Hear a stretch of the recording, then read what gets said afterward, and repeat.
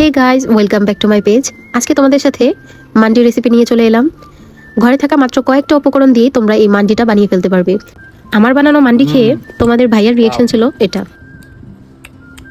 হাজার হাজার টাকা খরচ করে রেস্টুরেন্টে না খেয়ে চলো বাসায় বানিয়ে নিই এই মজাদার মান্ডি।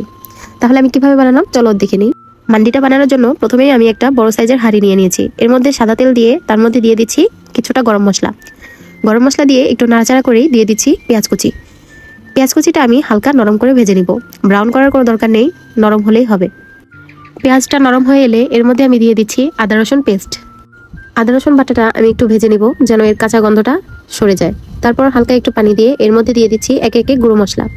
প্রথমে দিয়ে দিচ্ছি ধনিয়ার গুঁড়ো, তারপর দিয়ে দিচ্ছি মরিচের গুঁড়ো, তারপর অল্প একটু হলুদ, অল্প একটু জিরা আর একটু লবণ। মশলাগুলো দেওয়া হলে আর একটু পানি দিয়ে আমি ভালোভাবে মশলাটা কষিয়ে নিব। মশলাটা কষানো হয়ে গেলে এর মধ্যে দিয়ে দিব টমেটো কুচি।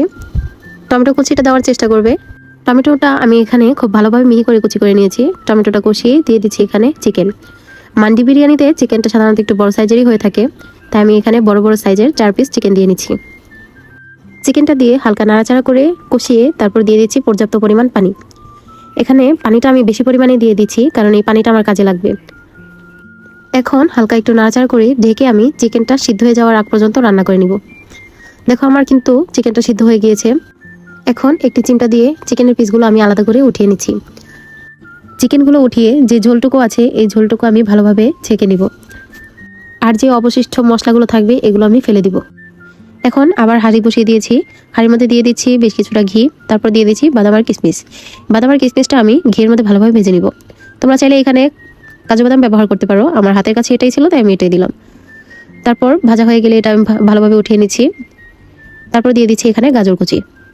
গাজর কুচিটা আমি এই ঘিয়ের মধ্যে একটু ভাজা ভাজা করে নিব। তারপর এখানে দিয়ে দিচ্ছি আমি যে ঝোলটা উঠিয়ে রেখেছিলাম এই ঝোলটা আমি ভালোভাবে ছেঁকে নিয়েছি। আমার 3 কাপ পরিমাণ পানি লাগবে, তাই আমি এখানে ঝোল আর পানি মিক্স করে দিয়ে নিয়েছি। তোমার ঝোল যদি হয় 1 কাপ তাহলে বাকি 2 কাপ পানি দিয়ে নিবে, আর যদি ঝোল হয় 2 কাপ তাহলে বাকি 1 কাপ পানি দিয়ে নিবে।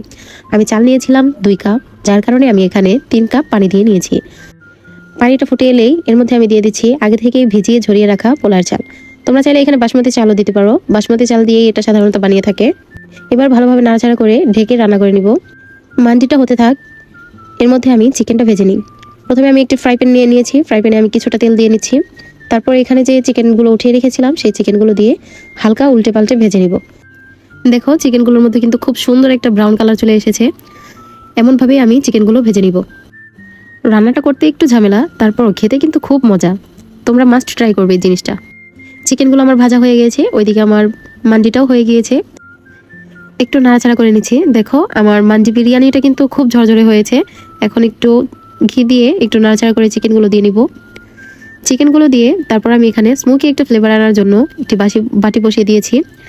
বাটিটার মধ্যে এখন আমি কয়েক পিস কয়লা খুব ভালোভাবে গরম করে এর মধ্যে একটু ঘি দিয়ে ঢেকে দিচ্ছি। এভাবে কয়লার ধোঁয়াটা দেওয়ার কারণে খুব সুন্দর একটা স্মেল বের হবে। দেখো আমার কয়লার ধোঁয়াটা কিন্তু দেওয়া হয়ে গিয়েছে, আর ঘ্রাণ মাশাআল্লাহ খুব সুন্দর বের হয়েছে। দেখো আমার বিরিয়ানিটাও কিন্তু একদম পারফেক্ট হয়েছে। এখন আমি উপর দিয়ে যে কিশমিশ আর বাদামগুলো ভেজে রেখেছিলাম এগুলো আমি দিয়ে সাজিয়ে দিচ্ছি। এই তো আমার বিরিয়ানিটা বানানো কমপ্লিট।